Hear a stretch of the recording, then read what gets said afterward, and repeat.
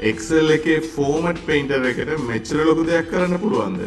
අපිට මෙන්න මෙතන තියෙන මේ formatting එක මේ තැන් වලට apply කරන්න ඕනේ.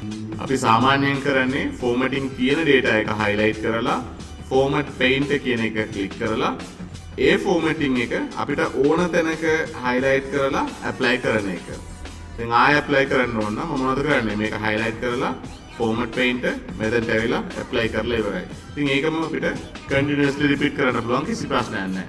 ඒ වුණාට අපේ data එක ලොකුයි නම් අපිට ගොඩාක් තැන් වලට මේක apply කරන්න ඕන නම් අපිට කරන්න පුළුවන් මේක එක සැරයක් ගිහිල්ලා highlight කරගෙන format painter එකට ගිහිල්ලා හොඳට බලා ගන්න double click කරනවා. double click කරලා මම ඇවිල්ලා මෙතන නුවරට apply කරනවා. ඊට පස්සේ column apply කරනවා. goal apply කරනවා. Jaffna ඔයාට data කීයක් තිබුණත් කමන්නේ ලස්සනට මෙහෙම apply කරන්න පුළුවන්. ඉතින් අන්තිමට වැඩේ ඉවර වුණාට පස්සේ escape press කරන්න. එතකොට formatting එක cancel වෙනවා.